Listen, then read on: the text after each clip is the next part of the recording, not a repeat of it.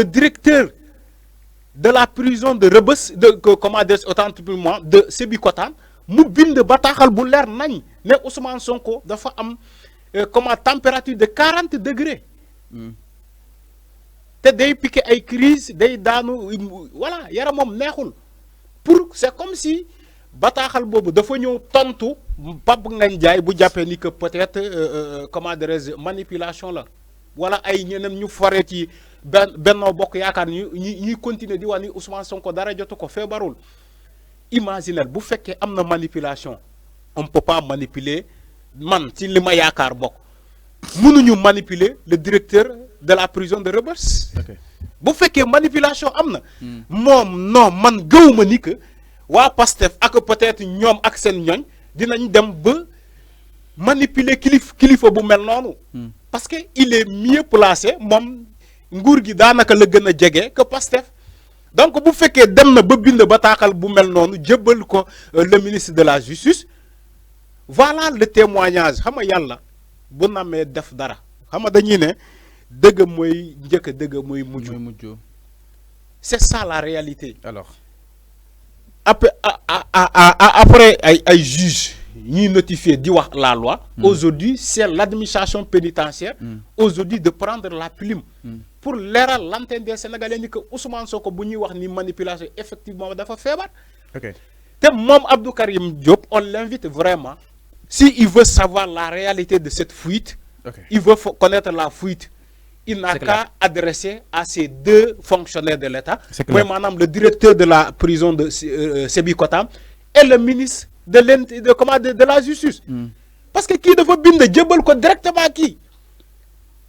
il faut pas tromper les Sénégalais moom xam na fan la war a diligenter enquête am. enquête am na ko diligenter ci ces deux personnes ces deux institutions parce que ñoom ñoo échanger entre le document. document bi lan la def tey bay teeru ci presse bay teeru ci toile bi ñoom ñoo ko xam il faut qu'ils posent la question à ces gens-là parce que il y avait pas un politicien que ça soit de Pastef que ça soit de Benno Bokk Yaakaar que ça soit de Taxawu Sénégal la ñu jox document bi pour mu yóbbu ko ministère de la justice non le directeur de la prison de Sébikotane bu bindee du ko jox du jox document bi un politicien pour mu yóbbu ko au ministère de la justice non mais c'est des personnes yoo xamante ne habilité ñu tàkkee ci seen corps. lañ koy yóbbu c'est des militaires. alors c'est clair. ñoo koy yóbbu. léegi moom war na xam fan la war a diligenter enquête am pour xam la mais man li ma gëm ak yeneen sénégalais ma bokk ko ak sénégalais yi. c'est pas la fuite qui intéresse les Sénégalais. La fuite du document. C'est pas la première fois qu'un document fuite ici. C'est pas la première fois. Donc, le document de Ousmane Sonko et Adji Sarr.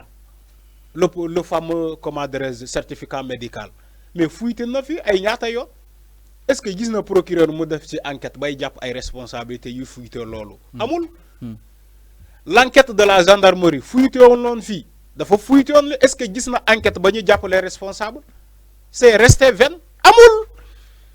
lu mel ni document boobu c'est vrai le secret médical d'une personne est sacré mus naa la ko wax fii ci plateau bi. aujourd'hui on parle d'une fuite. bay naan moom il va faire une enquête pour savoir c'est comme si c'est quoi il veut pas que les Sénégalais savent ni que Ousmane Sonko réellement dafa feebar. eux ils veulent continuer dans la manipulation mais du am fépp foo dem il y a des gens yoo xamante ne yàlla lu mu bon wala nu mu néew yàlla def na ci ñoom dara. te loolu du dañ ak loo ko mënta manipuler loolu dina feeñ parce que éducation la boo xamante ne tôt ou tard dina feeñ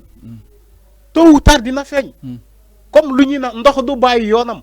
Imaginez une personne bien éduquée dans une famille nga koy bëgguloo defloo yenn nii nëppal affaire bi pour wala lëndëmal xel sénégalais pour sénégalais yi bañ a xam la réalité mais ça ne peut pas continuer.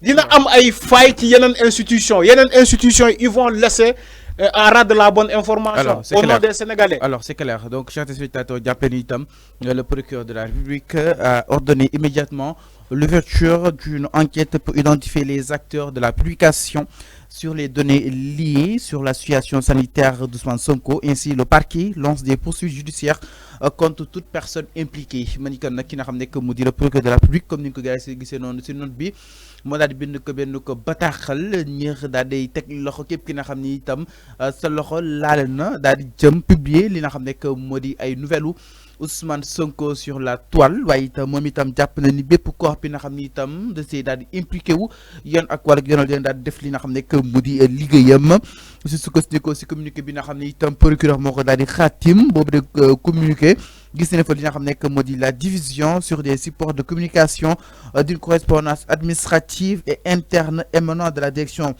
de l'administration pénitentiaire est adressée à Madame Garde des Sceaux, ministre de la Justice. Manikon si loolu gis nañ benn ko bataaxal jóge fa nga xam ne itam mooy administration pénitentiaire bi daal di dem si ki nga xam ne que moo di Aïssata Sall di ki nga xam ne que moo di la Garde des Sceaux jàppale ni itam mu daal di jàpp ni benn ko violation des droits du détenu la maanaam dont daal di violé ak yelleef ki nga xam ne que moo di Ousmane Sonko mu daal jàpp ni c'est fait d'une particulière gravité constitue toute une panoplie d'infractions relatives à la division de données à caractère personnel mu daal jàpp di li nga xam ni itam gis nañ ko du leen lu dul daal di fësal li nga xam ne que moo di ay li nga xam ne que moo di données Ousmane Sonko sur la toile mu nekk li nga xam ni itam peut-être procureur àdduna daal di jëmale alors dans le sens indirect Arfan est-ce que jàpp ni itam procureur fa nekk di daal di jël défense ki nga xam ne que moo di Ousmane Sonko parce que dafa daal di jàpp ni bii pas danoo salfaañe ak yelleefam le fait que ñuy daal di jokkalante li nga xam ne que moo di ce qui trouve réellement si nga xam ne que moo di bulletin de santé. Oui, c'est possible. C'est possible que mon tamit mu taxawé ci posture bobu. C'est possible parce que il est le procureur de la République. Mais man ce qui se cache derrière ça la xamul lan la. C'est vrai que c'est un document à caractère personnel. Mais est-ce que mom bu naré ubi enquête, est-ce que dafa peut-être dafa wara am ampleur bobu di menacer ñu ko fuité alors que c'est simple pour savoir ñu ko fuité il faut savoir qui a écrit le document et quand la ko jox mu jox ko le ministre de la Justice simplement que ça ñooñu kese c'est pas dit que ça dit que l'enquête est simple pour nga am ñan ñoo fuité le document c'est tellement simple parce que le document ñu ko yor bariwuñu kan moo ko bind yow bi nga ko bind ba pare yow le directeur de la prison de Sébikotane biñ ko bindee ba pare kan nga ko jox pour mu yóbbu ko ministère de la justice ak ministère de la justice boo fa eggee mbaa réceptionné na ko waaw le ministère de la justice nga laaj ko ñan ñoo gis le document ak ñan ñoo ko yor actuellement au sein du ministère c'est simple t'as pas besoin de menacer toute une république pour savoir fuite daf fi yàgg ma ne loolu ce qui montre ma ne non, attends, écoutez, man Lolawa. Mais Lolawa, c'est pas la première fois qu'un document top secret fuité dans ce pays. Et fuité dans ce pays. Mais ñom tay lañuy xaar mom le procureur Abdou Karim Diop pour il va ouvrir une enquête allant dans ce sens. Les photos de Ousmane Sonko de Koungheul, il a bien fait de le dire. Est-ce que dafa mus na dégg procureur mu wax lolu aujourd'hui que ça les intéresse bonne est-ce que il n'est pas en train de défendre le Ousmane Sonko manela ça peut-être mais est-ce que défendre Ousmane Sonko légui la ko ñor le procureur Abdou Karim Diop est-ce que défendre Ousmane Sonko légui la ko ñor parce que il a été photo nañ ko ci ay anam yi grave jàpp ko dugal ko ci frigo na gendarme ñu photo ko les photos ont fuité Anita Diop comme il a dit je ne voulais même pas faire la promotion de ce site wala de ce média mais est-ce que mus nga gis le procureur mu ne day ubbi enquête c'est pas la première fois mais cette même personne dont on parle ce Ousmane Sonko là il a été aspergé un liquide ba muy dem uyu prison est-ce que mus nga gis cette ampleur du procureur de dire oui on va ouvrir une enquête pour avoir mais attends le fait Ousmane Sonko légui la len intéressé la ko intéressé bok la bëgg wax ou bien dafa bëgg défendre Ousmane Sonko d'accord c'est possible mais ou bien dafa bëggul sénégalais xam ce qui se passe réellement avec l'état de Ousmane Sonko. C'est les deux hypothèses. Voilà ñaari hypothèses yu ñëw taxaw. C'est maintenant les interprètes ñuy analyser mën nañu analyser si ces deux hypothèses. C'est vrai mën nga ne il voulait pas mooy maanaam bëggul nit ñi xam ce qui se passe dans l'état de ou bien il veut protéger le document de Ousmane Sonko. C'est vrai, c'est possible. Mais dama japp ni que dans le sens de protéger Ousmane Sonko, dama dire est-ce que tay la ko ñor ñu man lu mel nonu ci Ousmane Sonko fuyité fi té mom mu gis ko sénégalais gis ko, il n'a jamais ouvert une enquête. Est-ce que tay la ko ñor ci ce document? Voilà les interrogations que tout le monde se pose à la question. C'est pas l'ampleur, oui, les médias, oui, ils tapent sur la table, ni que ils oublient enquête dans ce document, ce simple document. C'est vrai. Carnet de santé médicale de Ousmane Sonko. C'est vrai. Mais le plus grave, fouille na fi. Mais Moussoul wax ni que il va ouvrir une enquête. Okay. Moussoul quoi? Okay.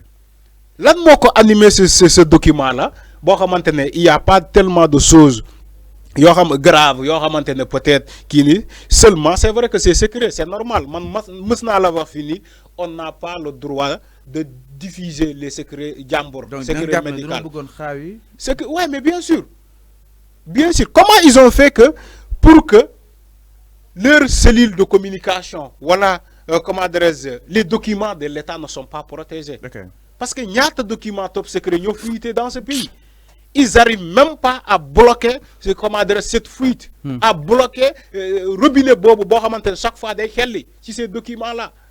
Ñom mënuñu ko tëj ba légui. Voilà l'interrogation. Lo xamantene chaque jour mu fuite fi, yeen mëno len tëj lolu canal bobu. Aujourd'hui, il dit que il va ouvrir une enquête. D'accord. Mais sénégalais bëgg nañu xam actuellement ce qui se passe à l'hôpital principal. Parce que Ousmane Sonko n'est pas là. Donc, c'est un leader d'opposition. Donc, nous veut détourner de l'essentiel. Oui, mais c'est les deux sens. N'est pas la fille qui analyser les deux hypothèses. Okay. L'autre, c'est que peut-être le